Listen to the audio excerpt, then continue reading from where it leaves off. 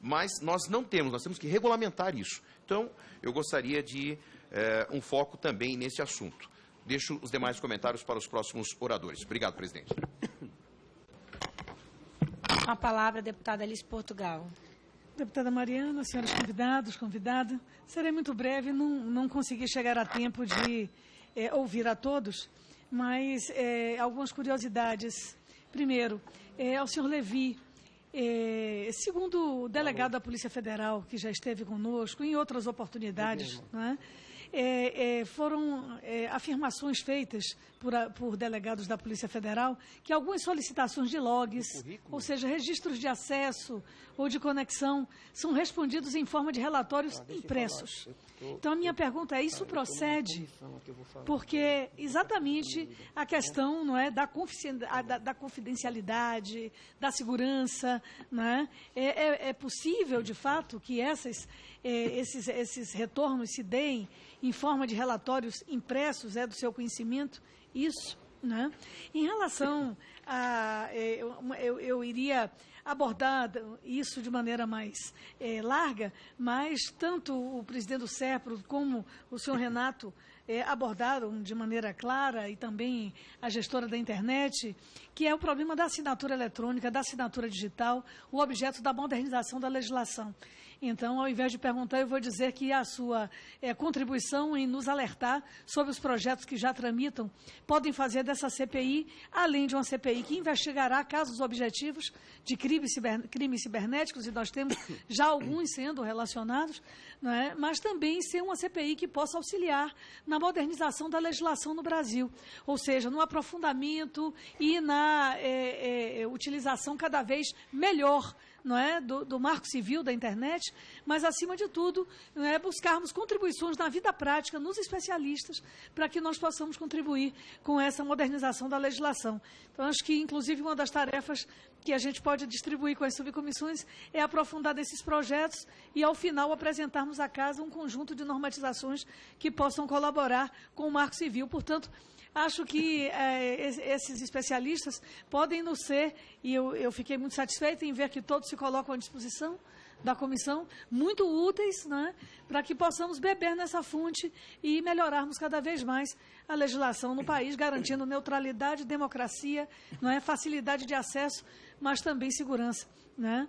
E, por último, eu queria só um comentário do Dr. Marcos Mazzoni, né, sobre o episódio mesmo Estados Unidos-Brasil. Está superado diplomaticamente, a presidência já se colocou de maneira muito clara, mas ao seu olhar, né, de que maneira nós podemos nos preservar em relação àquele tipo de situação?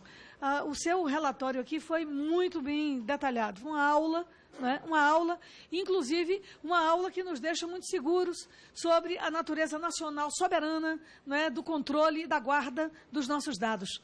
Com toda essa, uma nuvem brasileira, não é? Com toda essa sistemas livres, não é? Software livre, mas mesmo assim nós fomos surpreendidos com aquele nível de detalhamento, não é? Especialmente focado nas nossas empresas nacionais. Focado, direcionado para a engenharia nacional, para o desenvolvimento nacional.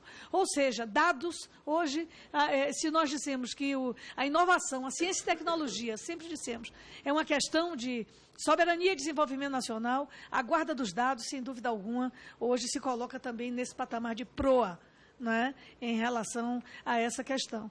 Como lhe parece a segurança dos dados e como lhe parece que estamos preservados hoje a novos ataques e invasões como a que sofremos, não é, recentemente? Obrigada. Obrigada, deputada Alice Portugal. Com a palavra, o deputado delegado Éder Mauro. Senhora presidente, deputada Mariana, senhores deputados, senhores convidados, palestrantes, a quem a gente agradece a participação. A CPI trata de crimes cibernéticos.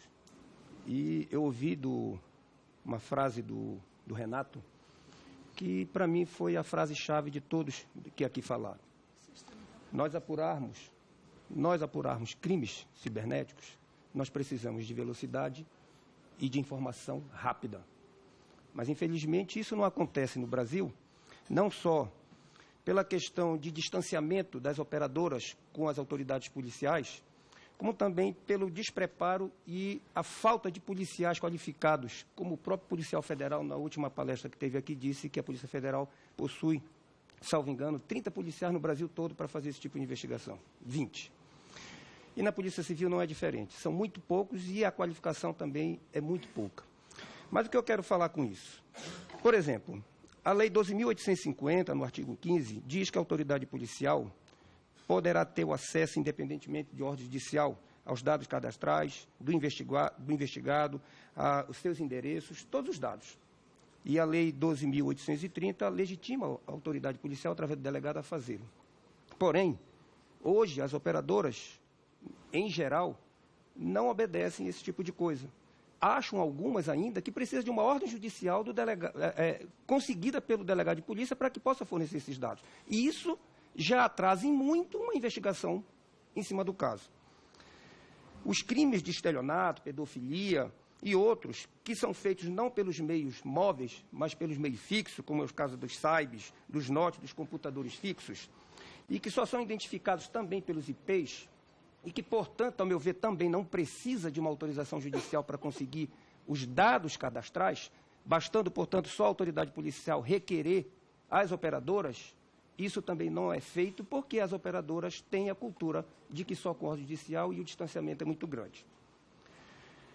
Os e-mails de aparelho hoje no Brasil, e o Estado do Pará, vou citar como exemplo o Estado do Pará, mas quero fazer referência para o Brasil todo, mas o Estado do Pará, por exemplo, as redes de farmácia, as redes de qualquer comércio pequeno vendem aparelho celular em grande monta.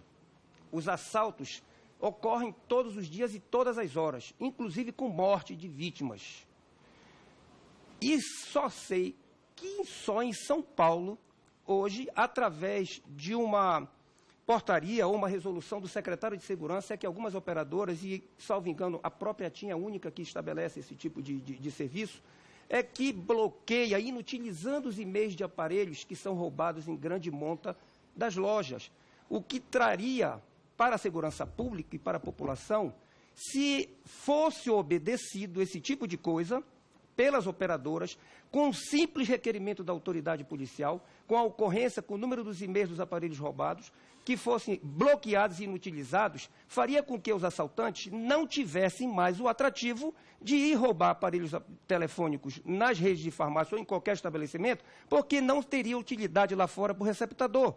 E mortes seriam evitadas. Mas isso não acontece, e volto a dizer, só em São Paulo e, salvo engano, pela operadora TIM. Eu não sei se precisaria, presidente, que fosse convocado aqui o presidente João Rezende da Anatel, que é a agência reguladora, e já deixo aqui como requerimento verbal para que isso aconteça, e inclusive junto com as operadoras, para que a gente possa regulamentar esse tipo de coisa, porque vai facilitar em muito com que as investigações possam fluir de forma rápida, como diz o Renato, porque senão nós não teremos condições de chegar nem perto dos hackers, nem perto daqueles que mexem pela internet para cometer crime. Outro dado que eu gostaria de perguntar, e não posso deixar de perguntar, é a questão dos WhatsApp. Né? Hoje, todos os dados, eles são, pelo que eu tomei conhecimento, pictografados. Então, quando a autoridade policial, e esse sim, é requerido através de ordem judicial, porque quebra sigilo telefônico, e chega na mão da polícia, e a polícia requer para as operadoras os dados, eles estão fornecidos desta forma. Mas a polícia não tem condições nenhuma de decifrar os dados.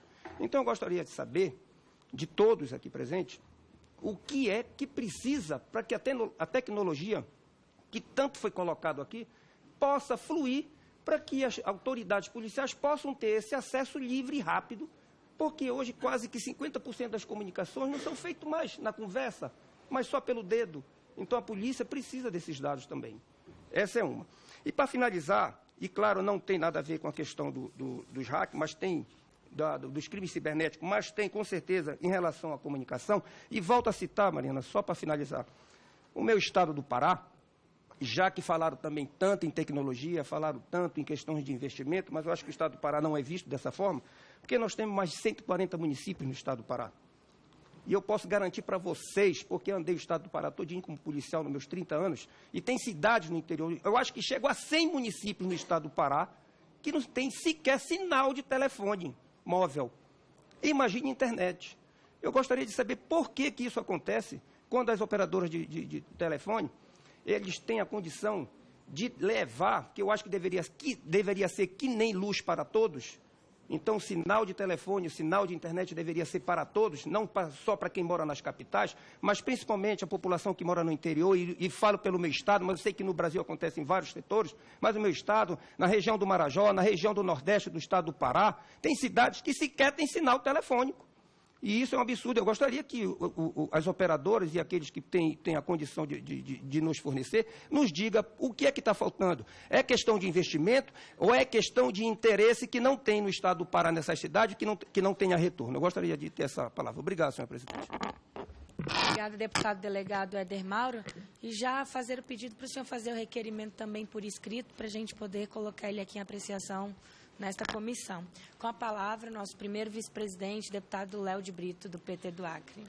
Obrigado, senhora presidenta Mariana, saudando aqui a todos os deputados e deputadas e também fazendo um agradecimento especial aos expositores. Queria até fazer uma sugestão de que no nosso site da CPI conste todas as apresentações, que vão desde as apresentações relacionadas à segurança.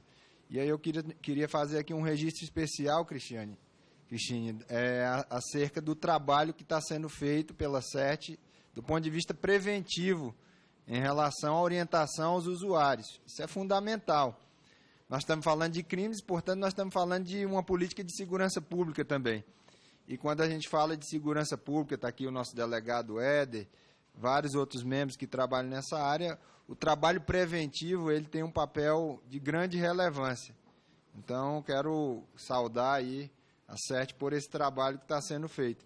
E passo, então, as perguntas, iniciando aqui pelo presidente Marcos Mazzoni, sobre o Marco Civil. O Marco Civil da internet está servindo de exemplo para outros países, como é o caso da Itália, do Reino Unido, Jordânia e outros, e tem seguido os passos desse parlamento brasileiro. Como o senhor vê o Marco Civil da internet no que tange à proteção da inovação na esfera da internet no Brasil? Essa é uma pergunta.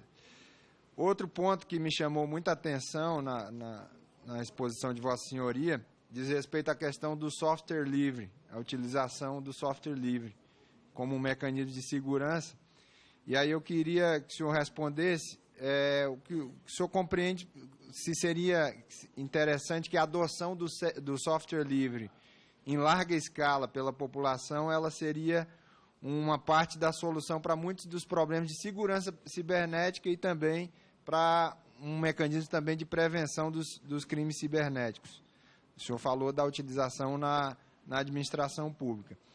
E aí, me somando à preocupação da deputada Alice, no caso da NSA, em que medida os dados, o sistema de processamento de dados do Brasil foi atingido por esse caso especificamente e como foi tratado pelo SERPRO, né? Se houve algum incidente específico, gostaria que o senhor explicitasse aqui nesse momento. Para o senhor Renato Martini, a pergunta diz respeito também em relação ao Marco Civil, se na opinião dele o Marco Civil veio contribuir para a privacidade e segurança da internet brasileira. E tenho, para finalizar, senhora presidente, duas perguntas para a Cristine. O Marco Civil da internet estabelece que a legislação brasileira deve ser aplicada em caso de empresas de internet, mesmo estrangeiras, que prestem serviços a brasileiros. O argumento de que a empresa é controlada por um grupo estrangeiro ou de que a empresa não esteja em território nacional é irrelevante. O Marco Civil da internet expressamente exige que a legislação brasileira seja aplicada a esses casos.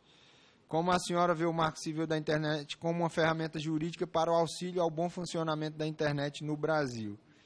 E tem uma questão aqui que é importante, que foi levantada também pelos delegados da Polícia Federal quando estiveram aqui nessa CPI. Durante a apresentação deles, na audiência, foi relatada a possibilidade de adoção do IPv6 como possível solução para a questão de segurança, vez que cada usuário teria um IP fixo e não mais dinâmico como é hoje. De que maneira a adoção do IPv6 pode contribuir para a maior segurança na internet brasileira? Seriam essas as perguntas, senhora presidenta. Muito obrigado. Obrigada, deputado Léo de Brito. Com a palavra, deputado Alexandre Leite. Senhora presidente, senhores convidados, a minha pergunta é para o Marcos Vinícius, de forma sucinta. Se ocorresse uma catástrofe nas instalações do SERPRO em Brasília, como funcionaria o sistema SIAF? E a segunda pergunta, ela vem em meio a alguns problemas que nós tivemos recentemente, devido a ataques direcionados ao senador Aécio Neves por um dos diretores do SERPRO, o senhor Márcio Araújo Benedito. Eu gostaria de saber se alguma providência foi tomada nesse sentido de instaurar sindicância ou algum procedimento administrativo em relação a isso. Isso nos preocupa muito. Eu gostaria de saber como o SERPRO se protege, né, de si mesmo. Nós tivemos em 2013 um caso onde a Polícia Federal prendeu funcionários do SERPRO, uma quadrilha, em uma fraude de mais de R$1 bilhão, né, todos ataques deferidos de dentro do SERPRO. Então, eu gostaria de saber como o SERPRO se protege de si mesmo. Para concluir esse bloco de perguntas, convido o deputado Rafael Mota, subrelator, na relatoria de casos de crianças e adolescentes envolvendo também pedofilia. Obrigado, presidente. Deputada Mariana, visto já o avançado da hora e eu tenho algumas perguntas aqui, questionamentos, mas já foi contemplado pela fala dos nossos expositores, de alguns, mas ainda tenho aqui duas perguntas que talvez seriam pertinentes nessa rodada. Então, serei praticamente direto. Uma seria para a senhora Christine Hoppers, que nosso mandato teve acesso a alguns dados e estatísticas a respeito da questão do spam. E essas informações, inclusive, foram reunidas por vocês a partir de reclamações nas plataformas SpamCopy e esse abusix.org. E dentre essas reclamações, existem algumas que tratam sobre a incidência de pedofilia, que no sistema, salvo engano, aparece como incidentes de segurança, a questão da pedofilia. Então, a gente queria saber como se dá essa incidência, se existe alguma forma, através desses spams, de rastreio dessas crianças e adolescentes, e também se esse envio coletivo de mensagens pode ser utilizado para compartilhar imagens de conteúdo de pedofilia. São basicamente esses questionamentos. E também mais uma pergunta aqui, que se direciona mais ao Eduardo Levi, presidente do Sindicato Nacional das Empresas de Telefonia e Serviços Móveis de Celular e Pessoal. O presidente, de acordo com o Marco Civil, as operadoras de telefonia, elas não podem impedir o compartilhamento de informações, mesmo que essas contenham conteúdo de pedofilia.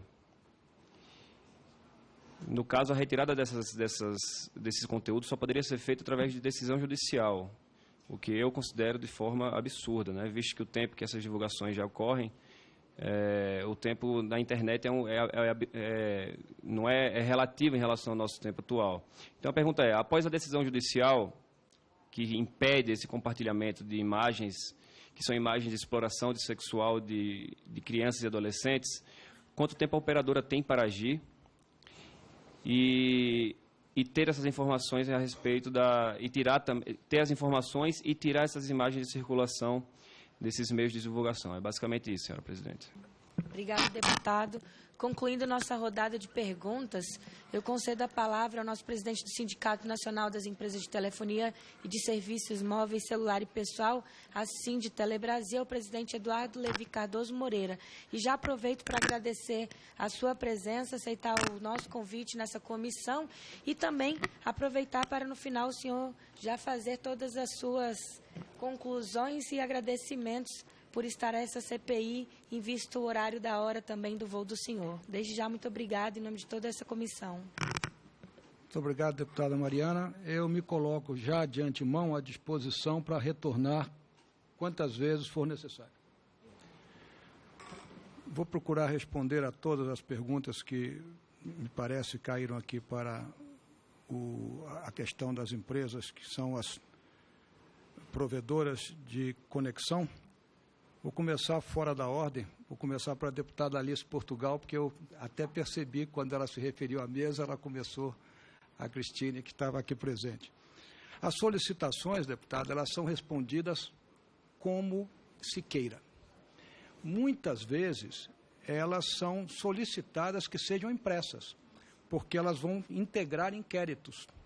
Então, vem uma informação oficial da empresa em papel para que ela possa integrar. Mas se quiser que seja em meio digital, também é feito em meio digital, etc. Não há nenhuma restrição da nossa parte em relação a isso. Normalmente é da forma como ela é pedida, que ela é solicitada.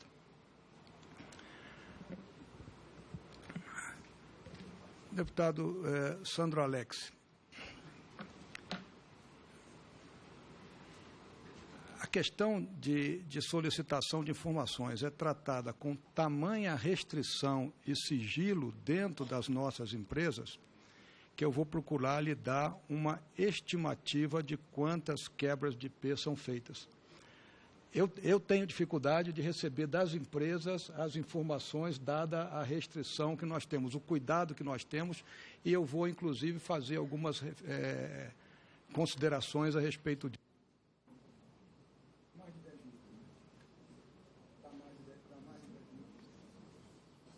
Dá mais de 10 mil por mês. E essa questão, respondendo um pouco aos outros questionamentos, de informações que nos são solicitadas e a rapidez com que isso é feito, deputado Rafael Mota, ela é feita, em tese, imediatamente. Mas, como também comentou o delegado Éder, é muito complexa as questões que são tratadas na internet, porque não é como um celular que se pede, bloqueia um número e eu tenho aquele número e acabou.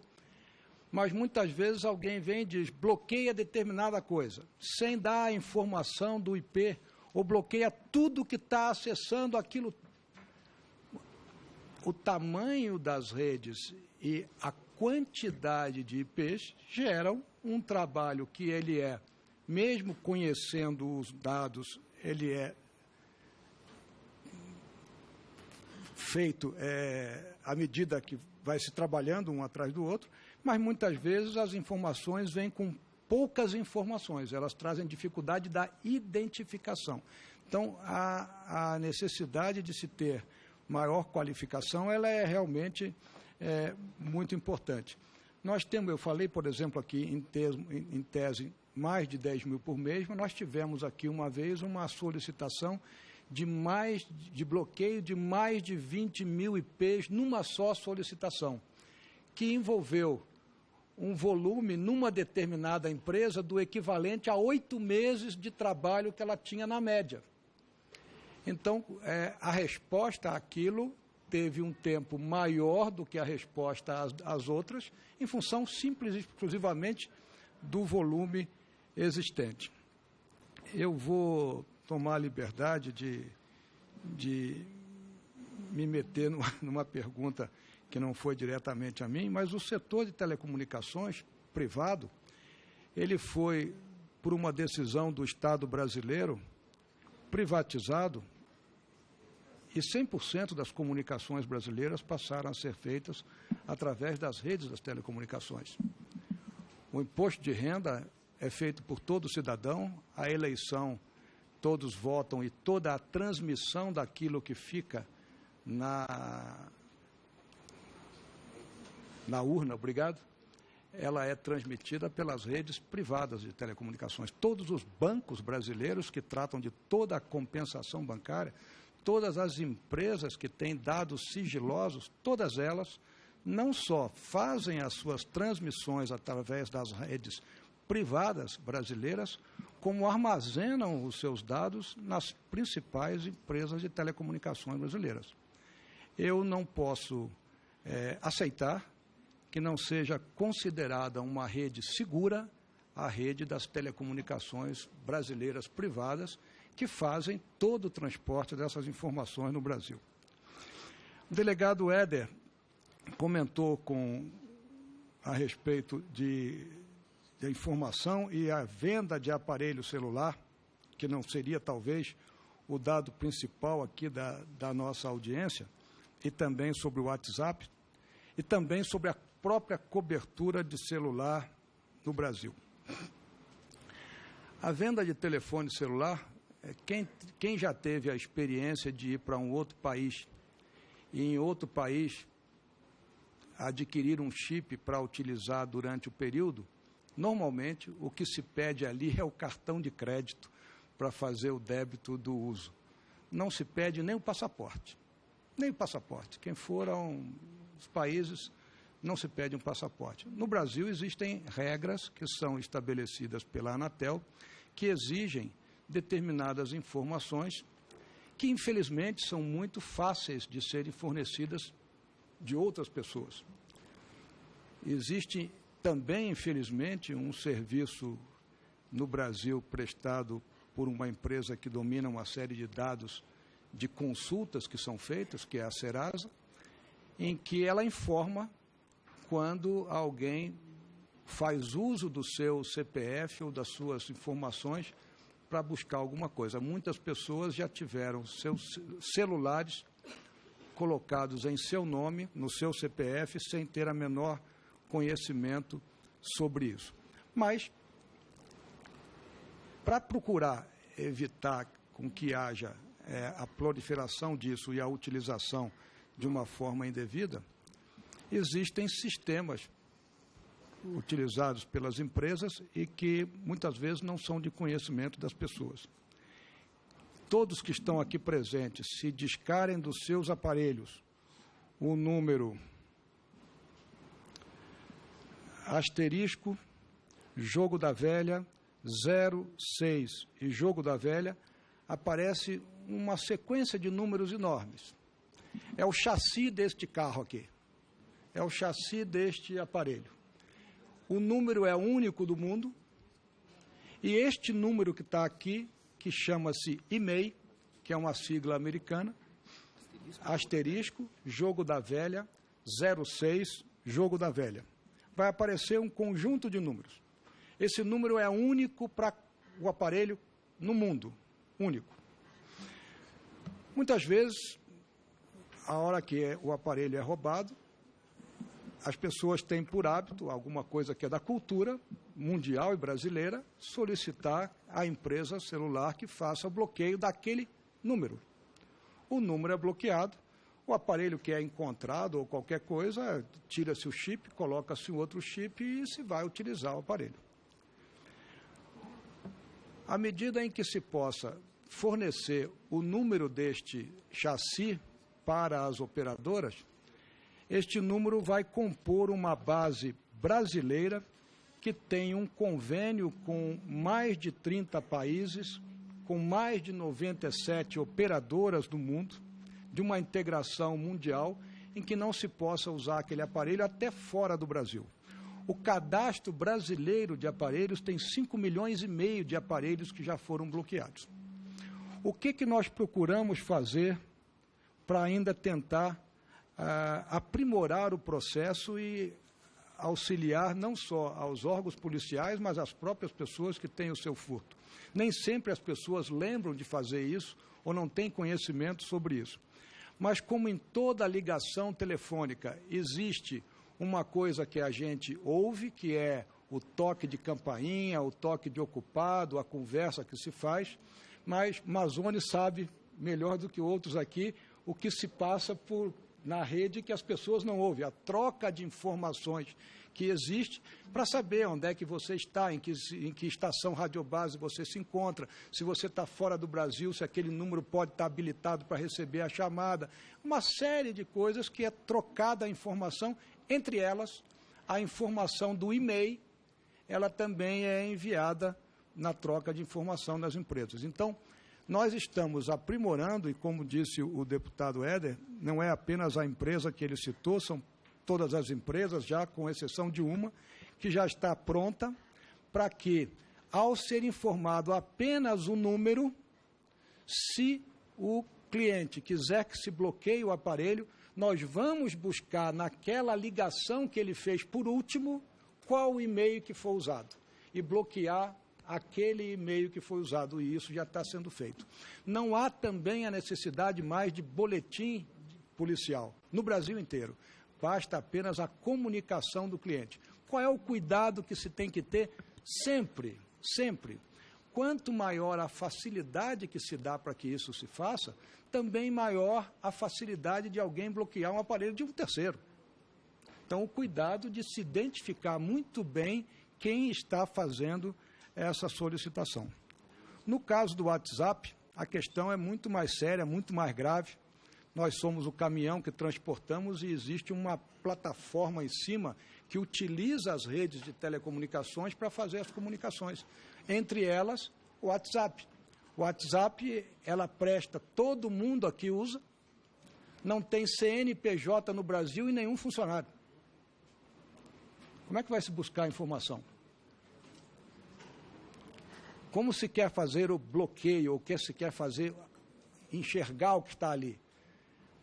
Nós bloqueamos o número, nós transmitimos informação. O WhatsApp seria o equivalente do torpedo, da mensagem. Nós não armazenamos o conteúdo da mensagem passada. Nós podemos fazer, através de uma solicitação judicial, transferir para o órgão que nos solicitou a capacidade de enxergar o que por ali passa. Se o que por ali está passando é criptografado, não nos cabe mexer naquele conteúdo, naquela informação. É a vida global que nós temos, que é assim. A vida global é assim. Nós empregamos no Brasil, as teles, 500 mil empregos diretos. 500 mil empregos. E fazemos um investimento de 30 bilhões, como eu mostrei aqui, por ano. Mas isto é para transportar as informações. Não vou dizer que é apenas, porque sem esse transporte não existiria o resto. Mas serviços que são caracterizados como serviços de valor adicional, nem pela Anatel eles são regulamentados. Eles são livres. Muito daquilo que se tem visto na imprensa, das nossas discussões em relação a estes serviços, são exatamente por isso. Nós aqui pagamos impostos, aqui empregamos as pessoas, aqui fazemos as comunicações e temos muitas vezes competição, e nós não temos receio de competição, estamos acostumados com isso muito, todos aqui sabem, mas a competição ela tem que ser equilibrada, não pode ser assimétrica como ela ocorre com esse tipo de serviço. Em relação ao estado do Pará e aos demais estados, o Brasil também tomou a decisão.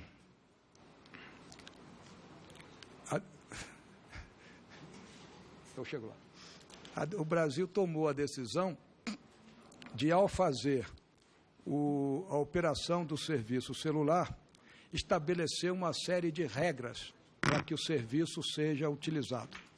Uma das regras diz respeito à abrangência geográfica deste serviço.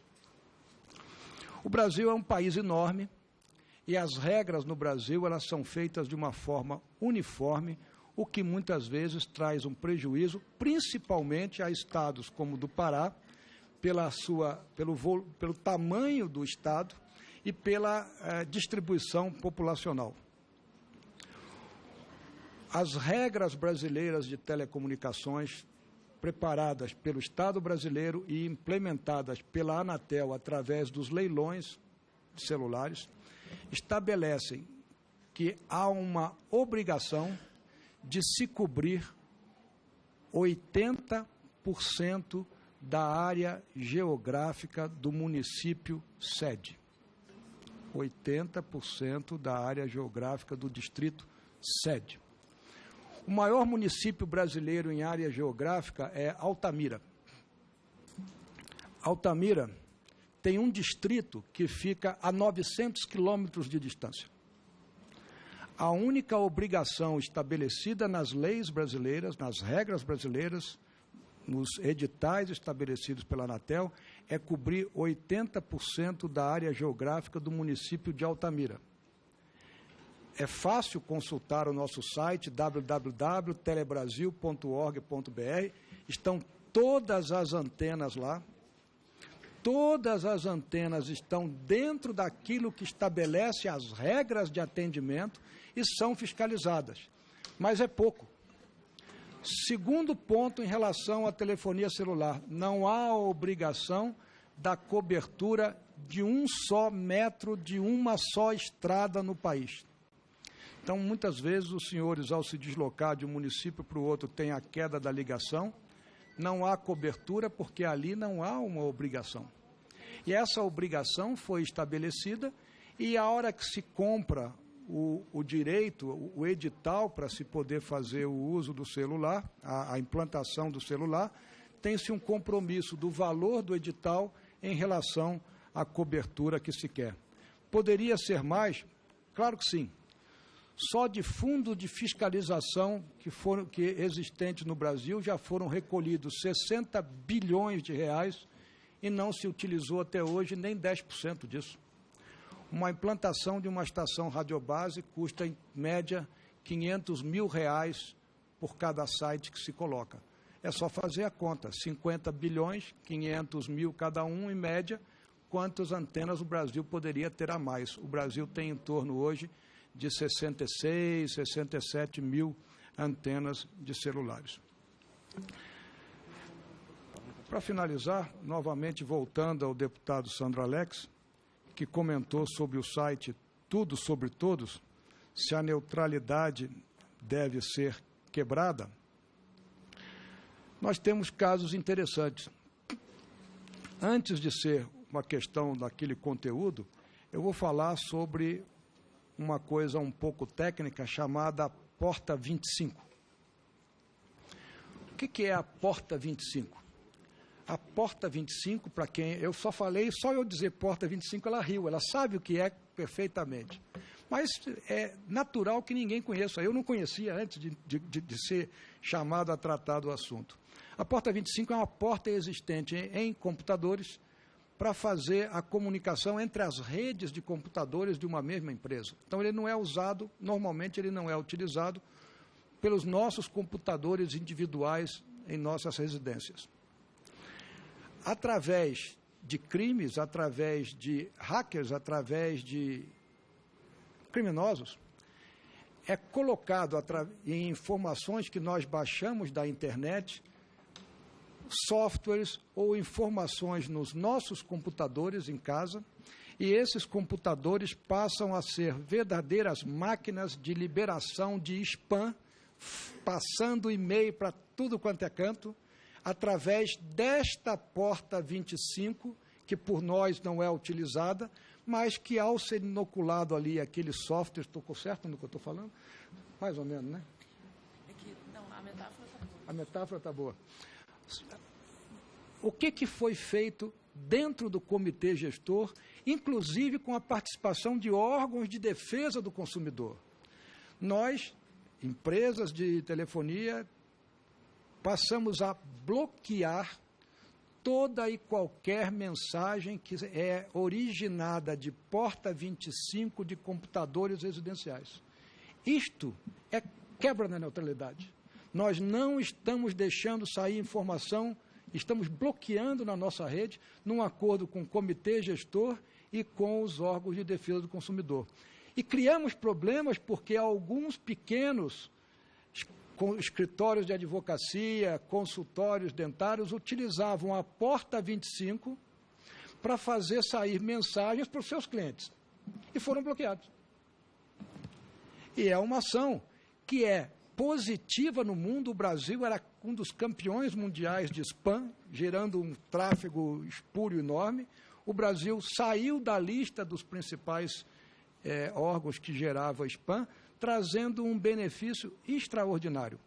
É necessário entender que a neutralidade de rede, ela é muito importante que exista, mas a rede que existe no mundo, ela precisa ser gerenciada, como qualquer rede de qualquer grande porte, rede de automóvel, redes de estradas, redes de rios, precisa ser feito um gerenciamento. Nós não queremos em nenhum momento conhecer o conteúdo. E também vem a pergunta do deputado Rafael Mota, que fala sobre conteúdo, de tirar o conteúdo. Nós não tiramos conteúdo, nós bloqueamos o IP. Nós não sabemos o que está passando ali dentro. A Porta 25 entendeu-se por todos que o que passava por ali era um crime. Então, por isso foi bloqueado. Nós vamos ter daqui a pouco automóvel sem motorista. Vamos ter cada vez mais operações de cirurgias feitas em localidades remotas, sendo acompanhadas por médicos especializados num determinado ponto. Assim como nós temos um e-mail mandando uma informação para uma pessoa ou outra. Não é possível que sejam tratadas essas informações que são passadas na rede da mesma forma. Nós não podemos e temos que ter uma segurança muito grande em determinadas questões. Basta ver o exemplo dos data centers. Os data centers no Brasil têm uma segurança de ar-condicionado e de energia elétrica melhor do que 99% dos hospitais brasileiros. Obrigado. Obrigado, doutor Eduardo Levi. Sabendo que o seu horário está um pouco exíguo, já que tem que pegar um voo, agradecemos a sua presença e deixamos essa CPI à disposição para quaisquer assunto a ser dirimido. Queria aproveitar e passar a palavra para o senhor Marcos Mazzoni, presidente da SERP, mas lembrando que, se possível, os nossos expositores sejam diretos às suas respostas, aos questionamentos dos deputados, visto que nós já estamos na ordem do dia e estamos, inclusive, em votação nominal. Então, agradecendo mais uma vez ao senhor Eduardo e passo a palavra agora ao senhor Marcos Mazzoni. Bom, a primeira questão que, colocada objetivamente sobre o nosso ambiente de seguro, sim, o SERP tem um ambiente bastante seguro. Não significa que os nossos outros parceiros de tecnologia do governo também não o tenham, né? A DataPrev tem o seu ambiente com muita segurança, o DataSUS também, nós somos parceiros, inclusive, dos comitês de segurança. Então, são características diferenciadas. O SERP tem uma característica de instantaneidade. A DataPrev tem uma característica de longevidade. Os dados que são guardados na DataPrev são dados que dizem respeito à vida das pessoas, né, ao longo de todo o processo de relacionamento com o Estado brasileiro. Nós temos uma necessidade maior de estarmos no ar a todo instante, 24 horas por dia. E aí a diferenciação que eu acho que é importante nessa questão da tecnologia. Quando a gente fala de internet, nós estamos falando uma coisa. Quando a gente fala de nuvem, nós estamos falando algo um pouco diferente. Eu citei aqui, brinquei um pouco a palavra, inclusive, da resiliência, para a gente entender bem qual a diferença. E por isso que eu comentei, naquele momento do Marco Civil, de que, para mim, a coisa mais importante era a neutralidade e não necessariamente os ambientes de data center estarem no Brasil, porque se um provedor é internacional, não adianta ele colocar um data center no Brasil, porque a sua resiliência vai se estabelecer na medida em que ele multiplica esse dado em outros ambientes. Eu mencionei, o Chile tem um data center que compõe a rede de nuvem da Google. Não significa que os dados dos chilenos estão exclusivamente no Chile. Eles podem estar replicados, inclusive, no Brasil. Então, essa diferença, que para mim é uma diferença importante, quando a gente discute aonde vão estar hospedados os dados, né, se eu tenho uma tecnologia de internet é uma coisa, se eu tenho uma tecnologia de nuvem é diferente. Então, como nós trabalhamos com as duas questões, como o SERP trabalha tanto com internet quanto com nuvem, nós tivemos que... Nosso ambiente é todo no Brasil, né? Nosso ambiente é todo ele dentro do nosso espaço territorial. E isso existe legislação específica, inclusive, dizendo que os dados têm que estar hospedados no Brasil. Então, nós usamos as duas tecnologias, tanto de nuvem quanto de internet, dentro do nosso ambiente brasileiro. Não podemos ter dados fora do Brasil? Sim, podemos ter. Por isso que a classificação de dados é importante. né, dados que são dados públicos, abertos, ou de testes de momentos de tecnologia, é claro que eu posso estar usando plataformas desses provedores. Não significa que, por não estar aqui, eles são inseguros, significa que eles têm maior vulnerabilidade. Né? Então, essa é a relação que a gente trabalha. Quando a gente fala aqui das vulnerabilidades, nós não estamos acusando nenhuma empresa, nem nada disso, só estamos dizendo que há possibilidades, como a gente trabalha com seguro, né? Há possibilidades de que alguma coisa aconteça. Então, a gente diminui as possibilidades disso acontecer, a gente diminui os riscos de vulnerabilidade do tamanho também do investimento necessário, porque tem essa relação, o quanto vai me custar ter uma segurança absoluta de tudo, né? E a gente faz isso na nossa vida com os seguros que a gente faz. Né? Então, nós também trabalhamos nesse mesmo sentido. Então, os data centers da Dataprev, por exemplo, que também estão no Rio de Janeiro, estão aqui em Brasília, eles se replicam, são data centers de altíssima segurança. Né? E o DataSUS, inclusive, se utiliza dessas estruturas para fazer a sua replicação de informações. Então, nós temos aí uma cooperação bastante grande, e evidentemente que eu, como presidente do SERPRO, falei da estrutura do SERPRO. A questão que foi perguntada aqui sobre o orçamento, nós temos um orçamento, tínhamos até 2006 um orçamento de investimento que ficava na casa de 100 milhões. Nós pulamos para aproximadamente 300 milhões de reais ano do nosso orçamento de investimento. Só na área de segurança nós investimos 50 milhões ano na área de segurança. Sim, tivemos problemas de fluxo de caixa no ano passado. O SERPRO não é orçamento, né? O SERPRO ele fatura contra os clientes do governo federal, é uma relação contratual, e quando os nossos clientes têm o seu orçamento de custeio diminuído, eles têm dificuldade de pagar as nossas faturas, que para eles nós somos despesa, né? Nós não somos investimento para eles. Nós é que nós tiramos do nosso faturamento parte, nosso faturamento é em torno de 2 bilhões e nós investimos em torno de 300 milhões, 250 a 280 milhões ano. Temos um custeio, aí, por exemplo, com as operadoras de telecomunicações, de 200 milhões ano. Quando os nossos clientes têm dificuldades orçamentárias de cumprir com os compromissos com as nossas faturas, deixando faturas nossas em atraso, nós fomos, sim, nesse ano, a atrasos com alguns fornecedores, fizemos toda uma negociação com os nossos fornecedores, estamos reestabelecendo o fluxo financeiro. Diminuímos o orçamento de investimento desse ano, que era de 300 milhões, para um orçamento de 180 milhões nesse ano. Como é que a gente fez isso? Usando, inclusive, o avanço da própria tecnologia. É claro que seria muito bom se nós tivéssemos mais recursos para investir, não há dúvida sobre isso.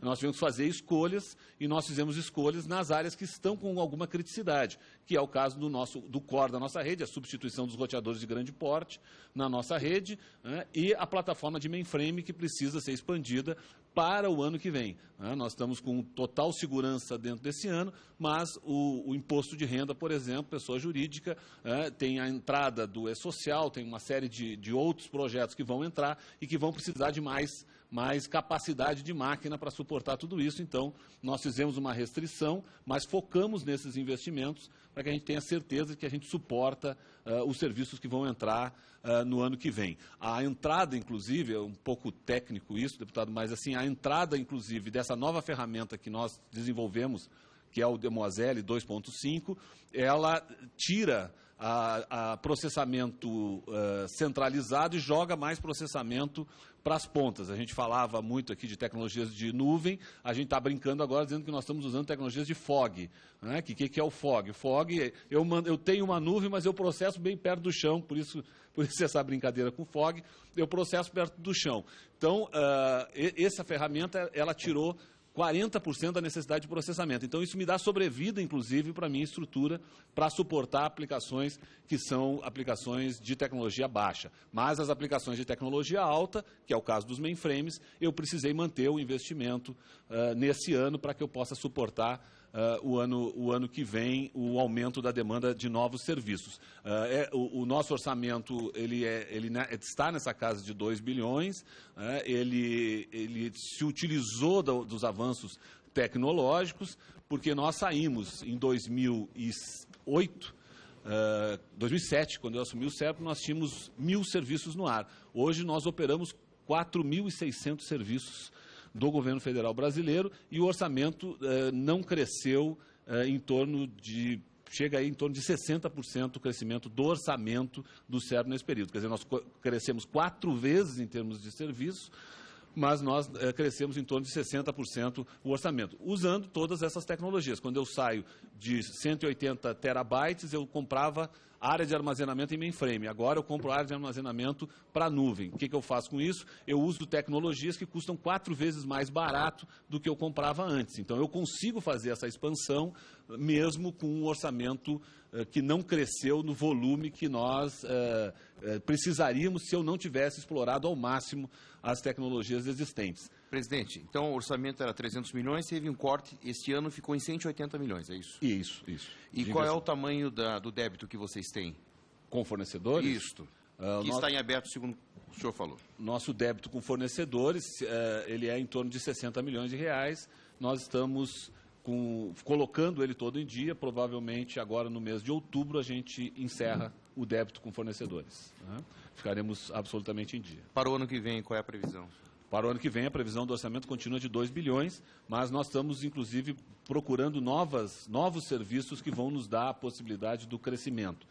Existem alguns serviços, como, por exemplo, vocês devem ter ouvido noticiados, né? Toda a parte de consignação, que não era feita pelo SERPRO, a partir desse mês de setembro começa a ser feita pelo SERPRO. Isso é um acréscimo de 40 milhões de reais no nosso orçamento, que não é pago pelo governo federal, porque aquele recurso é um recurso pago pelos bancos. Então, nós passamos a prestar esse serviço para a rede bancária. Isso aumenta o nosso orçamento. Nós estamos aumentando serviços na Casa da Moeda, que antes era feito por uma empresa privada, também vocês devem ter ouvido notícias sobre isso. Nós estamos entrando com alguns serviços lá para fazer essa substituição. Isso aumenta o nosso orçamento. A Zona Franca de Manaus era feita por uma fundação, e nós assumimos agora a Suframa. Então, isso também é um incremento de 40 milhões do nosso orçamento. Já nesse ano deve dar em torno dos 20 milhões, o ano que vem 40 milhões. Então, nós estamos crescendo em outros serviços para poder fazer o crescimento, já que o orçamento da centralizada ele se manteve para o ano de 2016, o orçamento de 2015. E esse corte não comprometeu o trabalho de vocês? Não comprometeu o ponto de vista de nós termos alguma situação de instabilidade, mas nos tira de uma área de conforto, sem dúvida nenhuma, nos tira de uma área de conforto. Nós resolvemos investir mais na área de segurança da informação, né, e talvez alguns serviços que nós tivéssemos uma maior capacidade de atendimento, uma maior folga de atendimento. Na plataforma alta, a gente trabalha muito no limite porque um mainframe ele é muito caro. Se eu usar ele pela metade, ele fica caríssimo.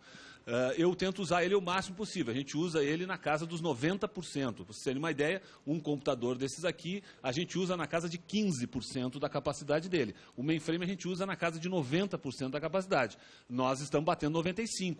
Então, eu preciso fazer um investimento para ele voltar aos 90%. Então, o certo seria eu nunca ter saído da casa dos 90%. Né? Ele funciona bem até 99%. Isso é padrão. Em outros lugares que eu já fui presidente, no caso da Celepar e tal, a gente trabalhava na casa dos 97. O SERPRO a gente trabalha na casa dos 90 porque eu tenho uma variação muito grande de serviços da folha de pagamento da União, o CIAF, né? Eu tenho situações aí que são muito arriscadas e eu até vou em seguida responder se houvesse alguma parada no nosso ambiente. Mas nós temos a segurança, o SERPRO tem uma vantagem em relação a essas outras estruturas que eu já administrei, porque nós temos mais de um centro de dados, então eu tenho balanceamento de serviço. Quando uma máquina está mais carregada, eu consigo distribuir mais geograficamente. Nós temos balanceamento geográfico, talvez uma das poucas aplicações no mundo que faz isso, balanceamento geográfico no ambiente de mainframe. A gente só fala de nuvem no ambiente de plataforma baixa, né? Mas no ambiente de mainframe a gente conseguiu botar, uns 4 anos atrás no ar, o balanceamento geográfico, que nos permite, inclusive, essa solução para o imposto de renda, usando todos os dois ambientes. Então, nós estamos seguros da continuidade dos nossos serviços. É claro que o orçamento está restrito, o orçamento nos cria algum nível de dificuldade, isso seria, dizer que não, estaria fugindo com a verdade aqui. Né? E o satélite Telebrás? Bom, o satélite Telebrás até faz parte aqui de uma das perguntas. O satélite Telebrás, que estará no ar no segundo semestre do ano que vem, é um satélite estacionário que vai permitir que o Brasil tenha essa cobertura de internet muito melhor do que a gente tem hoje. Ele vai cobrir o território nacional, ele é estacionário, portanto, ele é focado na internet, ele não é focado em voz.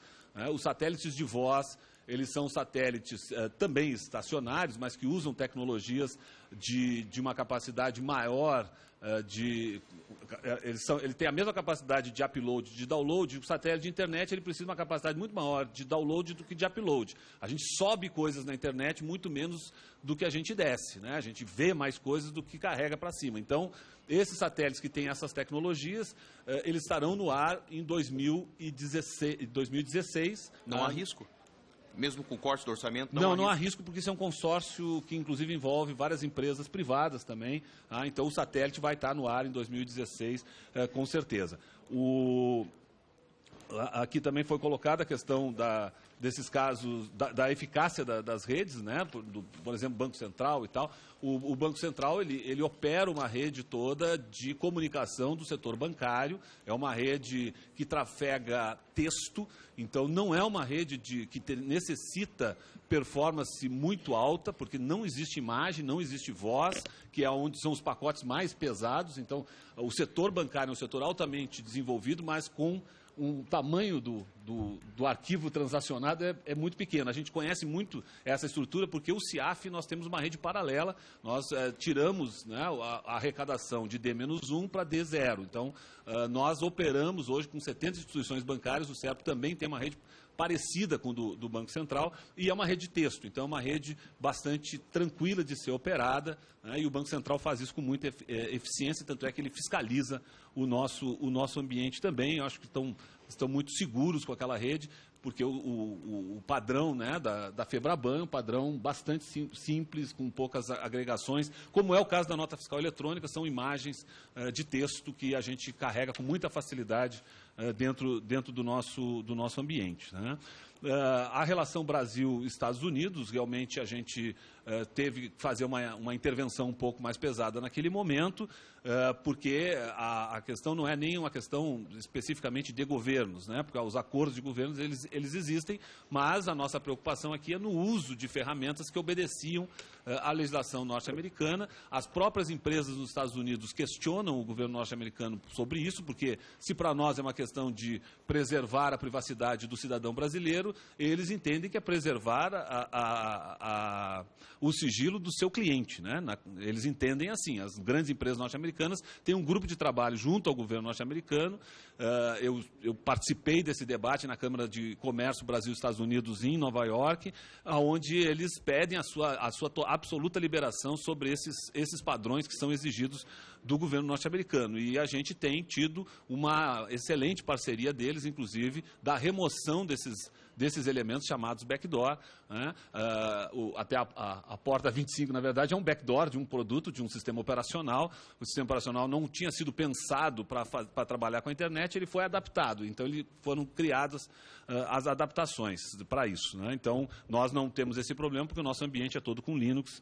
Então, nós dominamos as plataformas. Não é que não existam backdoors em ambientes de software aberto, existe um produto chamado Ubuntu, por exemplo, que é Linux, que tem uma série de possibilidades de comunicação, mas a gente vai lá e desliga. Essa é a vantagem, a gente tem acesso aos códigos, a gente vai lá, pum, desliga, e resolve o problema. Então, não estou dizendo aqui que um produto é melhor que o outro. A vantagem é que eu tenho acesso, e com esses acessos eu consigo fazer as minhas soluções.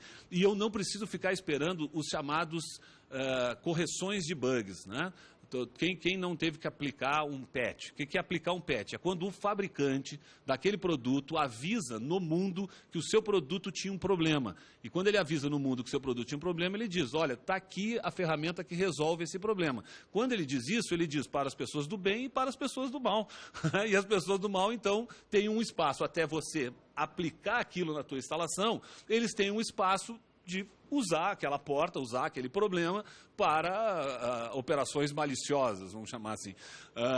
No mundo do software livre, nós fazemos isso constantemente. Nós estamos sempre em rede, cooperando nas comunidades internacionais, e nós estamos fazendo as alterações e correções, que é natural. Nenhum produto de software não tem problema, né? Não existe produto de software. O produto de software é um produto de engenharia, mas é um produto também de inteligência individual. Então, ele é natural que tenham problemas. A gente não testa 100% quando coloca um sistema operacional no ar. Eu digo a gente, o mundo da comunidade do desenvolvimento de software, porque não se sabe todas as coisas, senão nós jamais colocaríamos o produto a tempo de ser usado, se a gente testasse ele o tempo todo. Então é natural que problemas sejam corrigidos. Só que tem uma forma que a indústria faz, que é botar e avisar, corrigir, achamos um problema e corrigimos. O outro, a gente está trabalhando em rede constantemente, por isso que a gente diz que software livre realmente é uma excelente solução, né, para aumentar a segurança, porque a gente está constantemente atuando, resolvendo e melhorando, e temos acesso ao que ele faz, né? Porque muitas vezes, nesses outros produtos, a gente poderia até saber dos problemas antes da própria indústria, mas não sabemos porque não temos acesso aos códigos. Então, nós achamos sim que a questão da política de software livre é muito importante. O SERPRO, eu coordeno o Comitê de Implementação do Software Livre no governo brasileiro, e temos defendido intensamente isso. O nosso ambiente de nuvem é completamente software livre, o nosso ambiente de desenvolvimento é completamente software livre. Fazer uma pequena propaganda aqui, nossa ferramenta de desenvolvimento chama-se Demoiselle, porque é uma homenagem ao Santos Dumont, porque os irmãos Wright voaram 3 anos antes do Santos Dumont, só que eles queriam vender a patente do avião. E para isso eles tinham que ter algo que fosse exclusivo deles, e eles fizeram algo exclusivo. Os aviões dos irmãos Wright, os Fly, para fazer curva, eles torciam as asas. Vocês imaginam um avião hoje com 300 pessoas torcendo as asas, como seria a sensação de quem está dentro do avião. Mas essa era a patente que eles tinham. O Santos Dumont foi convidado, e eles levaram 10 anos para desenvolver os Fly. O Santos Dumont foi convidado 2 anos depois que eles fizeram o implemento deles voar, ele foi convidado a fazer o mais pesado que o ar. O Santos Dumont fez em 1 ano. Por quê? Porque o Santos Dumont juntou todas as inteligências que existiam disponíveis na época, que já existia, já se sabia as regras da física, Pitot, Venturi, tudo já se sabia, já tinha motor, já tinha roda. O que ele fez? Ele juntou tudo aquilo. Quando ele foi chamado para fazer a patente do avião pela França, ele pegou a revista técnica da época, ele já estava no número 20, que era conhecido por Demoiselle. Ele pegou a revista técnica da época, escreveu todas as especificações do seu avião e escreveu embaixo: é possível copiar, é possível alterar, não é possível patentear, esse é um bem que eu deixo à humanidade. Então, a gente realmente, a tecnologia que nós vamos hoje é completamente Santos Dumont, apesar dos irmãos Wright ter voado antes que ele. Então, o pai da aviação, Santos Dumont, nós fizemos essa pequena homenagem a ele. A questão, acho que do WhatsApp já foi até mencionada, é isso mesmo que o Levi disse, quer dizer, é um pacote que ele está fechado e ele é hospedado nos Estados Unidos. Então, para se conseguir os dados da informação, tem que se fazer requerimentos ao provedor onde ele está. Mesmo assim, a neutralidade da rede, ela tem essa importância, porque senão todas as operadoras de telecomunicações teriam que, por questões comerciais, né, para quebrar a neutralidade da rede, por questões comerciais, ela teria que conhecer o conteúdo dos pacotes. Aqui vai um vídeo, aqui vai uma imagem. Então, hoje que eles não são protagonistas nesse debate, eles passariam a ser protagonistas nesse debate, porque nós teríamos mais um ponto de fragilidade. Eles teriam que abrir os pacotes. Então, tudo que o Levi disse está corretíssimo, só que eles teriam que abrir os pacotes se nós quebrássemos a neutralidade da rede. Por isso que eu dizia na época que, no meu ponto de vista, a neutralidade era muito mais importante do que a questão do centro de dados. O centro de dados é uma política industrial, é legal que todos tenham, as operadoras todas têm centro de dados no Brasil, né, é muito bom que tenham, isso gera emprego, renda, né, isso dá velocidade, dá performance, é muito bom que tenham, mas isso não garante nas tecnologias de nuvem. Talvez nas de internet sim, mas nas tecnologias de nuvem, isso não garante nenhuma proteção, não elimina essa fragilidade aí. O processo de inovação no Marco Civil, eu acho que ele está preservado também pela neutralidade na rede, né, porque se nós queremos ir para a inovação aberta, onde o mundo inteiro está indo para a inovação aberta, nós temos que deixar que os pacotes flutuem nessa rede. Se eu começar a achar que algum pacote de algo sendo desenvolvido, ele não está pronto, e eu tiver dúvidas sobre isso, eu cortar o pacote, porque eu tenho suspeita sobre o pacote, eu estou matando a inovação aberta que pode ser feita em cima da rede. Então, o Marco Civil preservou, na própria questão da neutralidade, preservou um espaço de desenvolvimento aberto na rede. Vocês terem uma ideia, agora, as principais inovações que estão acontecendo no mundo são inovações que estão se dando dentro da internet. O maior provedor de táxi do mundo não tem um táxi. Chama-se Uber. Né? O maior provedor de soluções de saúde não atua na área de saúde, e assim vai. E esses eles estão se estabelecendo aonde? Eles estão se estabelecendo nos Estados Unidos, porque nos Estados Unidos eles têm uma preocupação de sigilo dos pacotes. Eles não estão acontecendo na China. Uma empresa, inclusive chinesa, recém-construída, que faz localização, simplesmente está entrando na internet, tu gosta de alguma coisa, tu marca e ele te guarda aquela localização. Essa empresa é uma empresa chinesa e ela está nos Estados Unidos. Então, era uma possibilidade de renda, inclusive, na China, foi para os Estados Unidos, porque na China eles abrem os pacotes de tudo. Então, a neutralidade da rede ela é fundamental para a inovação e para o crescimento. Né?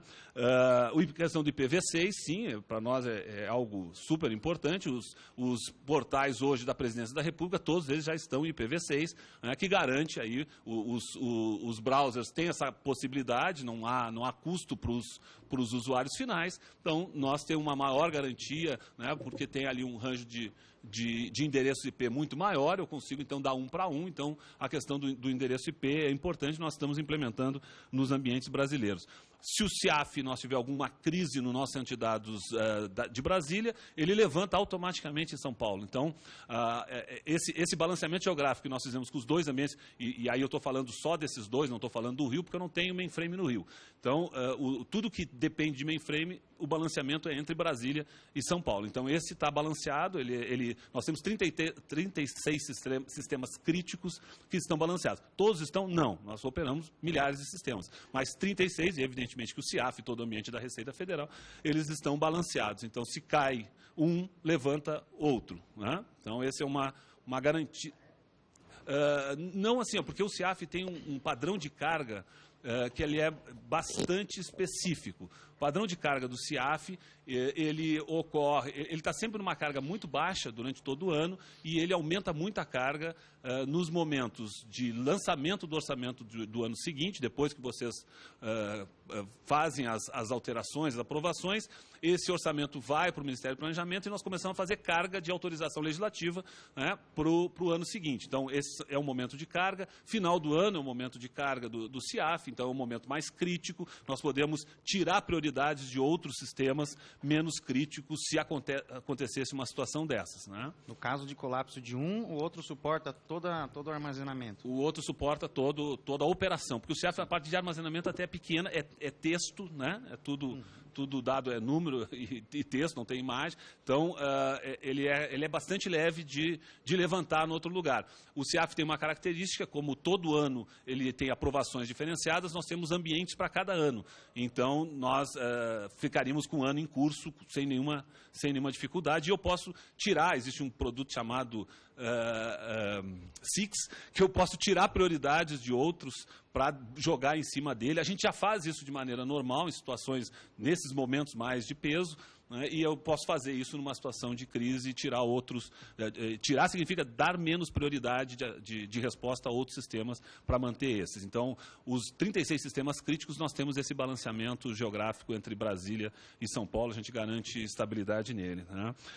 Fizeste, deputado, uma questão do ataque, né, ao senador Aécio Neves. Eu vou explicar um pouco. Bom, primeiro que não é diretor do SERPRO, tá? Ele é funcionário de Belo Horizonte. Né? Os nossos diretores todos são aqui de Brasília, nós somos 7 diretores, tá lá os nomes de todos no nosso portal. Tá? Ele é funcionário de Belo Horizonte. Ele nunca ocupou cargo de chefia lá? Ele é chefe de uma unidade dentro da nossa universidade corporativa. Né? Mas é de um nível, inclusive, bem mais baixo. Nós só temos chefes departamentais nas regionais, nós não temos diretores e superintendentes, estão todos aqui em Brasília. Né? Nós temos, e, portanto, todos só tem... E nós só somos 5 pessoas de fora da empresa. O resto tudo é funcionário mesmo, né? Eu sou um dos que sou de fora. Porque dos 7 diretores, 2 são funcionários também estatutariamente. Esse funcionário, ele fez acesso pela rede... por uma rede externa do SERPRO, não é uma rede do SERPRO, e foi aberto sindicância no Ministério da Fazenda a respeito desse caso específico, né? A sindicância está em curso, não tenho como lhe dizer o que vai proceder. O Ministério da Fazenda, a Corregedoria, faz o processo de sindicância e manda para nós. É assim que funciona, inclusive, nos casos que o senhor citou, eu sei especificamente qual que o senhor citou, mas nos casos que são muito noticiados, né, evidentemente que você se lembra daquele episódio em 2010, de vazamento de informações, né, também no senador do PSDB, na época, acho que do Serra, né, da filha dele, né?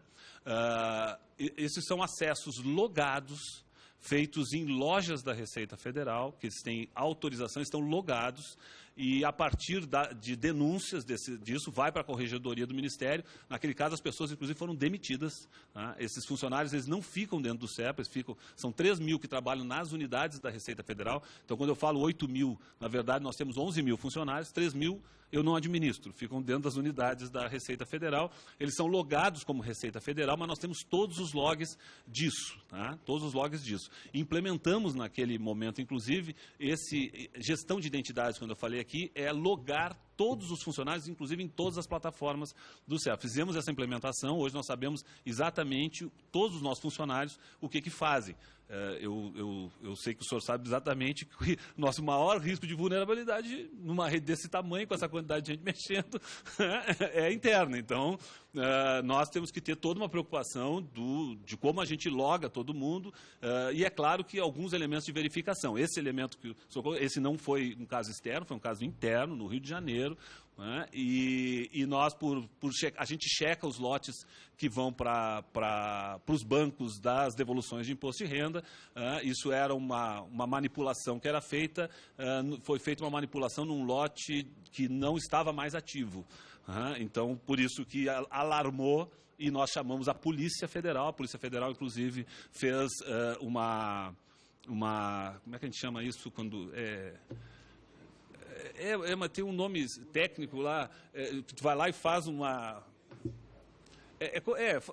audita a máquina, mas tem um forense, isso, faz uma forense na máquina, faz uma perícia forense na máquina e tal, e claro, essa pessoa não só foi demitida, mas ele responde, está em liberdade, mas responde um processo contra ele, porque nós pegamos toda, né, com esse software que a gente tem, a gente rastreia tudo o que acontece na rede.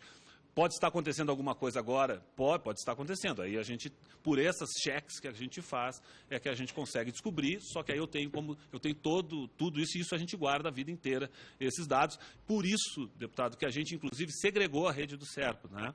Nós segregamos a rede do SERPRO em acordo com o Ministério Público do Trabalho. Nós logamos absolutamente tudo que é feito na rede profissional do SERPRO. E criamos uma rede Wi-Fi, se o funcionário quiser usar o Gmail, se quiser usar outras coisas, ele não pode usar dentro da rede da empresa. Nós bloqueamos todos esses acessos internos, tá? Então, esse caso, inclusive, do senador, ele fez através de uma rede, não foi nem dentro do SERPRO, né? Mas foi uma rede, se eu não me engano, aqui da Escola Fazendária. A pessoa estava em curso na Escola Fazendária e fez um acesso da rede Wi-Fi fora do nosso ambiente. Esses Twitter e tudo é bloqueado na nossa rede, né?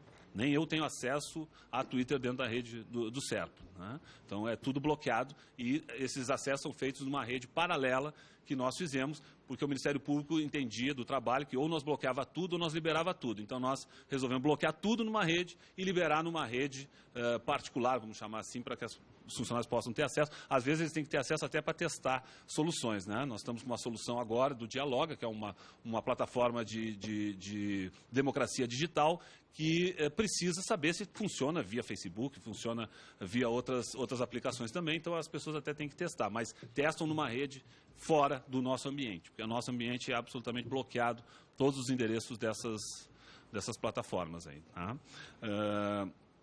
Então, é assim que o SERPRO se protege. Eu acho que eu creio que eu consegui passar por todas as perguntas. Estou à disposição para novas perguntas. Agradeço ao presidente Marcos Vinícius Mazzoni, diretor-presidente do SERPRO, e concedo a palavra ao diretor-presidente do Instituto Nacional de Tecnologia da Informação, Dr. Renato Martini. Bem, o meu vai ser bem rápido. Né? Me foi feita uma pergunta diretamente, eu só quero fazer 2 comentários antes de tocar no tema que me foi perguntado de forma mais explícita. Essa questão da criptografia de um aplicativo como o WhatsApp, eu acho que é importante que a CPI tenha a noção de que a criptografia de dados de qualquer aplicação, ela, de uma certa forma, considerando-se qualidade da criptografia, se ela é feita em hardware ou em software, o tamanho da chave criptográfica que é usada, ela se torna, de uma certa forma, inquebrável. Então, fora a questão de ter CNPJ, não ter CNPJ, se você realmente intercepta com autorização um dado que é criptografado, se ele tiver qualidade, se houver emergência no acesso a esse dado, evidente, você pode aplicar hardware e tempo, né? Você pode até quebrar um dado criptográfico, mas você vai precisar de um poder computacional gigantesco em 1 ano, às vezes. E, às vezes, você não tem esse tempo. Então, de uma certa forma, é difícil fazer uma generalização, mas ele pode ser qualificado de inquebrável. A observação que fez o deputado delegado Éder, eu acho que ele exemplificou aquilo que eu falei, né? Quer dizer, nós do poder público, nós que atuamos no lado do poder público, no lado que obedecemos às normas e à legalidade, nós temos uma lentidão, não só por ter a obrigação de obedecer à lei, mas são estruturas mais pesadas, mais burocráticas, nós temos jurisdição, né, nós temos atribuições que têm que ser respeitadas, e o criminoso, o fraudador, não tem nenhuma dessas restrições. Então, ele leva vantagem sempre em mais agilidade relativamente a nós do poder público. Estamos derrotados? Não, eu acho que o que pode ser feito é o compartilhamento de informações, o trabalho cooperativado, fazer a informação circular com mais velocidade, com mais agilidade entre as diversas esferas do poder público. Mas acho que a fala do delegado Éder, eu acho que ela exemplificou, e eu acho que ele tem a experiência concreta, mais do que ninguém, né, de ter percebido na prática isso. A pergunta sobre o marco legal, eu acho que o Marco Civil da Internet, enquanto um marco legal, por isso que eu trouxe a palavra marco legal, eu acho que ela foi importante para consagrar no Brasil uma visão de cidadania da internet e de fazer a sociedade brasileira entender, assim como o governo, que nós estamos falando de uma plataforma aberta, extremamente complexa e em mutação, que faz colidir, de uma certa forma, o mundo que nós conhecemos no século XX, né? Por exemplo, falamos muito telecomunicações, internet. Telecomunicações é um mercado regulado, que vem do século XX.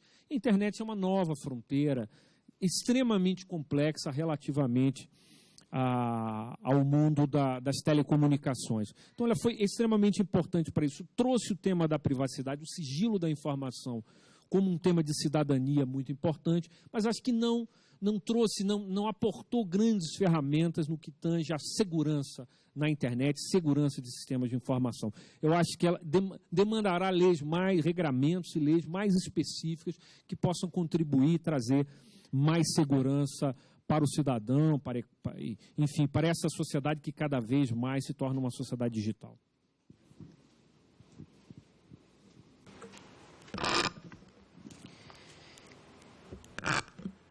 Concedo a palavra à senhora Cristine Roupers, gerente-geral do Centro de Estudos, Resposta e Tratamento de Incidentes de Segurança no Brasil, CERT.br. Muito obrigada. Eu vou tentar responder de maneira mais breve possível aqui os questionamentos. O primeiro era sobre os requisitos para ter um ponto .br. Uma coisa que eu acho que é importante deixar claro, que o ponto .br é até um dos domínios de primeiro nível, como é chamado, mais restritivo que existe. Para você conseguir registrar um domínio, ou você precisa ter um CNPJ ou um CPF, é preciso estar estabelecido no país, e essa é uma restrição que tem em poucos lugares, né? Então, ela já é bastante restritivo. Tem um cuidado muito grande em fazer checagem de documentação quando necessário, e os dados são todos tratados pelo departamento jurídico, no departamento interno nosso. E é até importante deixar claro também que no Brasil a gente tem uma autonomia muito grande com relação à numeração IP. Quer dizer, é um dos comentários, quer dizer, no mundo, assim como o telefone tem que ter um número único, o IP, que é o endereço de qualquer dispositivo na internet, é único. A maioria dos países, eles conseguem essas numerações com os órgãos regionais, que são chamados de registros regionais. O Brasil é um dos poucos países que tem uma autonomia, que nós temos o que é chamado de National Internet Registry, ou seja, nós temos um registro nacional e nós temos autonomia, inclusive, para colocar até mais restrições de quem pode ou não ter um endereço IP. Então, eu acho que o Brasil está muito bem estruturado, eu acho que tem um balanço muito bom entre a agilidade, de que você não pode também levar meses para ter um domínio, para começar algo na internet, ele é rápido, mas eu acho que tem toda a coleta de dados que se faz necessário se tiver algum problema. Então, eu creio que a nossa área jurídica teria, se alguém tiver mais dúvidas, entrar em contato com eles até para explicar melhor, mas hoje sim tem várias regras. E já que eu estava falando de numeração IP, tinha um questionamento do deputado Léo de Brito sobre IPv6.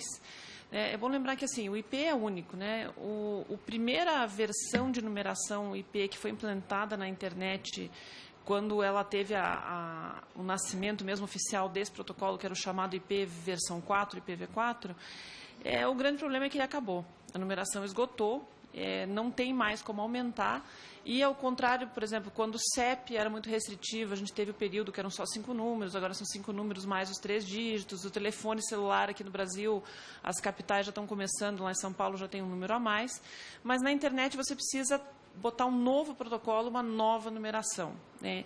E o que está acontecendo hoje é que vai ter um período de coexistência da versão antiga com a nova.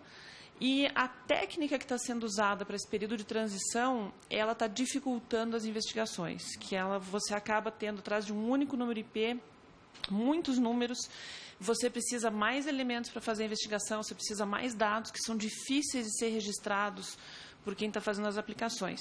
O que vai acontecer quando a gente tiver o IPv6 implantado, e isso é um trabalho muito grande de uma outra área lá do NIC-BR, de treinar profissionais, já foram mais de 3 mil profissionais de operadoras e provedores treinados, é que você passa a não precisar mais ter um único endereço dividido, às vezes, por 1.000, 2.000, 3.000 pessoas. Mas esse endereço não tem o conceito de portabilidade de endereço IP. Você, quando está viajando com o celular, eu tenho meu celular aqui, é o mesmo número em São Paulo, em Brasília, tal. O IP não. Se eu estou usando meu celular aqui, ele vai ter um número aqui. Quando eu for para o Cybercafé pegar o Wi-Fi, ele vai ter outro número. Quando eu estiver em casa, ele tem outro número. Porque o IP ele é muito mais associado ao CEP. Embora não seja na geografia, não é geograficamente, mas ele está estabelecido com as redes. Quer dizer, um bloco de endereços IPs, ele tem uma regra de formação que você precisa atribuir para uma entidade, que é o que é chamado de sistema autônomo, que pode ser uma empresa, pode ser um órgão de governo, e esse conjunto de IPs está associado àquele sistema, e você precisa rotear para lá. Então, ele não é um IP que vai ficar fixo com uma pessoa, mas não vai mais ter esse compartilhamento em larga escala, e a gente vai voltar, na verdade, ao que era a internet de uns 15 anos atrás, em que você tinha IPs para todos e que não era necessário fazer esse compartilhamento tão agressivo. Mas não necessariamente também precisa ser fixo. Você pode ter tecnologias em que esse IP é compartilhado. E aí eu acho que naquela pergunta sobre o que o Marco Civil pode ajudar na área de segurança, tem posições muito favoráveis ou não, tem todo aquele debate sobre a parte de armazenamento de logs, né? O que eu acho que é muito importante no Marco Civil é que ele deixa claro que, olha, tem alguns logs que precisam existir, como, por exemplo, ao mesmo tempo que uma operadora sabe quem usou um celular, quem tem um número, assim como o banco precisa manter em sigilo os meus dados bancários, você ter uma certa noção de que poder chegar em quem estava usando um IP. Mas, ao mesmo tempo, deixa algumas regras de que também não é logar tudo sobre todos. Eu acho que tem que ter um certo balanço, porque uma das missões da segurança é também proteger a privacidade, é você proteger a confidencialidade, proteger a privacidade do cidadão. Então, eu acho que ele, ao mesmo tempo, ele dá uma maior segurança, deixar claro o que são os registros que precisam ser armazenados, e isso ajuda muito, e também deixar claro aqueles que não são desejáveis que sejam armazenados por alguns autores, porque eles podem levar a problemas de privacidade privacidade, a outras quebras. Mas eu acho que aí isso seria uma discussão maior. Os projetos de lei de proteção aos dados pessoais são muito importantes, porque eu acho que é possível, sim, armazenar muita coisa, mas não se deveria armazenar tanta coisa.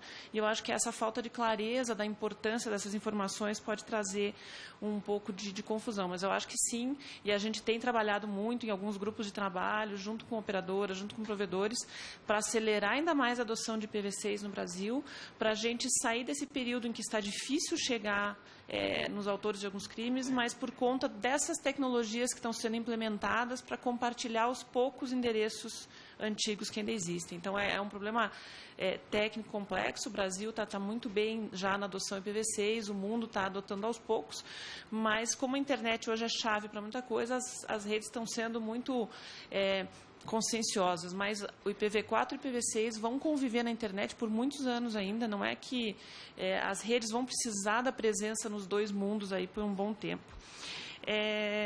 E o que eu queria também fazer um comentário, teve a pergunta do deputado Rafael sobre as estatísticas de spam. Sim, hoje, entre as coisas que nós recebemos, até naqueles números que eu mostrei, não entram reclamações de spam, porque spam até é um conceito muito...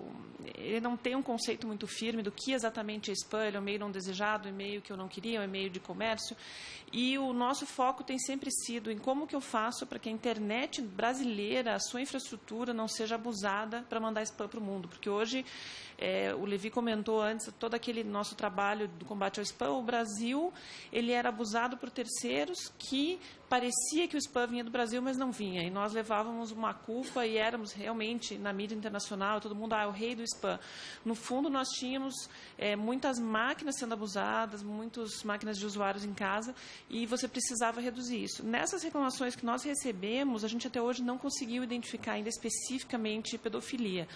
Que spam poderia ser usado? Com certeza poderia, porque, no fundo, o spam ou as técnicas de envio de e-mail em massa nada mais são do que você conseguir mandar para um volume muito grande de destinatários mensagens. E existem várias técnicas de exatamente abusar as infraestruturas para permanecer anônimo. Na verdade, é só dificultar. Você consegue fazer isso passando por diversos pontos e eu sempre só consigo ver o último. Então, por exemplo, aquele processo multissetorial que foi feito com a defesa do consumidor, com todas as áreas para fazer a gerência da Porta 25, como foi chamado, ele era para que no Brasil não fosse mais tão fácil ter esse abuso das nossas redes para esconder terceiros. Eu posso até tentar procurar, mas não tenho nenhum dado sobre os dados do Spancop e Abusix, que são mandados para nós. Essas são duas organizações internacionais que recebem reclamações de usuários finais de spam, e eles repassam para nós aqueles spams que parecem ter saído de endereços IPs do Brasil. E o que nós fazemos é tentar contatar esses donos, dizendo, olha, pode ser que tenha um problema na sua rede e você esteja sendo abusada por spammers. E, especificamente, casos de pornografia envolvendo crianças, a gente sempre recomenda que nem notifiquem isso para nós. Isso pode ser notificado diretamente para a Polícia Federal, tem um endereço de e-mail que é público, que nós botamos na nossa página, porque esse é um assunto muito sério, muito rápido, e a gente até quer evitar que nos coloquem no meio disso, porque o máximo que nós vamos poder fazer com que demore mais para essa informação chegar até a polícia e as autoridades que vão investigar. Então, a gente sempre instrui as pessoas para que esse que é um crime, que você não precisa, a vítima, fazer a notificação, que qualquer um que tome conhecimento disso, rapidamente vá até a polícia. Os próprios provedores de internet já sabem disso e já têm os dados de contato e acordos, porque isso é muito sério aí nessa área. E só queria fazer um complemento, né? Eu acho que a discussão que teve sobre criptografia, complementando o que o Renato Martini comentou, é lembrar que a criptografia bem implementada realmente é muito difícil de quebrar, e ela tem que ser bem implementada e ela tem que ser forte para que todos possam se proteger. Hoje a gente sabe que tem alguns governos, né, principalmente a polícia americana e as polícias na Inglaterra, que elas têm esse conceito, eu quero que as polícias possam quebrar, tenham acesso, tenham uma espécie de um backdoor numa criptografia. A criptografia ou ela é forte para todos ou ela não é para ninguém. No momento em que você coloca um ponto de entrada, uma quebra para que alguém, um backdoor para que alguém tenha acesso, isso torna ela fraca para todos. Então, esse aqui é um ponto que tem que ser levado muito em consideração. Quer dizer, a criptografia ela é essencial para proteger dados do Estado, é essencial para proteger o cidadão, para proteger a privacidade, mas não dá para implementar ela com ela funciona bem às vezes ou não. Então, acho que isso é um conceito tecnicamente complexo, mas é importante levar em consideração de que ela é muito importante, ela protege os dados, sejam do Estado, sejam do cidadão, e ela é muito boa, né? Então, acho que esse é o ponto principal aí de saber. E também complementar só na parte de a importância do software livre, quer dizer, hoje todo o NIC-BR, todos os nossos serviços, nós usamos software livre para tudo, mas lembrar que ele pode, o fato de que ele é software livre não quer dizer que não tenha vulnerabilidades, porque ele pode ter defeitos de programação, defeitos de código, e nem sempre a gente consegue ver. Então, é por isso que não adianta, né, o fato de ser livre não quer dizer que automaticamente, né, ele é mais seguro, mas ele é mais auditável, ele é mais fácil de você poder implementar extensões e tem mais gente olhando para ele. Eu acho que essa é uma grande diferença que a gente tem aí entre um e o outro nesse ponto, né? Mas só para não confundir, né, e não achar que magicamente, né, basta ser software livre, já é mais seguro, mas acho que é mais difícil realmente de colocar coisas ocultas que ninguém veja, porque tem gente demais olhando, né? Mas claro que precisa ter pessoas capacitadas olhando para o código, porque ele é complexo. Eu espero ter tocado aí todas as perguntas, mas me coloco à disposição, claro, para qualquer esclarecimento, não só hoje, como no futuro aí. Muito obrigada.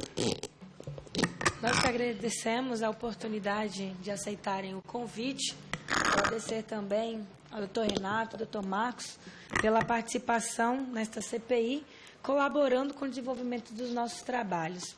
Desde já, quero comunicar... Pois não, deputado? Gostaria de fazer mais uma pergunta ao Marcos Vinícius. Existe algum cargo de provimento de indicação política no SERPRO? Qual seria esse? Faço essa pergunta porque me causa estranheza os dois ataques advindos de funcionários do SERPRO, os SERPROs terem sido contra o mesmo partido, integrantes de um mesmo partido político. De indicação política, só os diretores, né? Eu, no caso, sou em indicação política, somos nomeados por decreto presidencial. Os demais são todos cargos da empresa. As pessoas têm as suas preferências partidárias, naturalmente, mas não são cargos de indicação política, não. São cargos da estrutura da empresa. Coincidência? Ou existe algum motivo razoável para isso? Ou talvez tenham outros tipos de ataques que as pessoas não... Porque muitas vezes acontece sem as pessoas também fazer a denúncia, né? Então, não sei te responder objetivamente, tá? Porque os cargos de indicação política somos nós, né? Eu, basicamente, sou o cargo de indicação política partidária, até, né? Governamental partidária. Senhor presidente. Deputado Rafael Mota. Não, senhor presidente, só para comunicar que o deputado Léo de Brito também aqui me mostrou, já tinha recebido a informação, que no estado do Rio Grande do Norte, assim como o estado do Acre também, mais outros 6 estados, Acre, Ceará, Minas Gerais, Pernambuco, Rondônia, Santa Catarina e Tocantins, incluindo o meu Rio Grande do Norte, a Polícia Federal já instalou uma terceira grande operação de combate à pedofilia virtual, onde foram feitos 9 mandatos de busca e apreensão e 4 prisões em flagrantes. Então, a Diretoria de Investigação e Combate ao Crime Organizado, de COR, da Polícia Federal, realizou essa operação que deflagrou essas prisões de abuso sexual de menores na internet e esperamos que essas operações, com o exemplo dessa operação chamada Operação Gênesis, ocorram com mais frequência. A Polícia Federal, eu acho que, num momento tão coincidente, né, com a nossa CPI, se torne com uma certa frequência e, infelizmente, um dos acusados já pagou fiança e já está na rua. Então, eu acho que é um momento da CPI pensar realmente como proceder em relação à legislação sobre pedofilia, não apenas na parte da internet, mas eu acho que, de uma forma geral, pensando nos nossos trabalhos legislativos. E, mais uma vez, agradecer a todos os convidados aqui que nos brindaram com informações valiosas, agradecer a todos a presença. Sem dúvida. Sim, claro.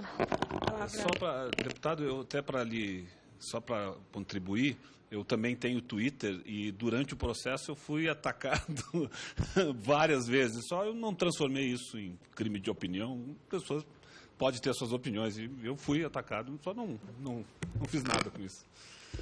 Só para aproveitar aqui também, sobre as palavras do deputado Rafael Mota, já aproveitando, entrando nesse assunto, na próxima terça-feira, já vamos estar recebendo aqui em audiência pública, no dia 8 de setembro, no período da tarde, reunião da comissão com a presença do CONANDA, da Secretaria Nacional de Proteção aos Direitos da Criança e do Adolescente, do Childhood e do senador Magno Malta, dando sequência já às sugestões aqui dos requerimentos já aprovados no plenário. E aproveitando também, já agradecendo a todos que estiveram presentes, que nos cederam a oportunidade de passar as apresentações, já foi até pedido à Secretaria desta CPI que envie também a todos os e-mails dos nossos parlamentares e membros dessa CPI.